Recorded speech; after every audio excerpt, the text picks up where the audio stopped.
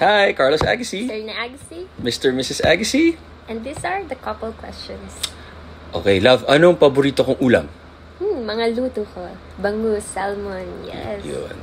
Siya, ganun din. Bangus, salmon, and noodles. Lalo na pag siya yung gumawa ng homemade noodles niya. Yung favorite niya, ubod ng hahang, tas may itlog, may salted egg. Ano pa ba? May garlic, ginger, onion.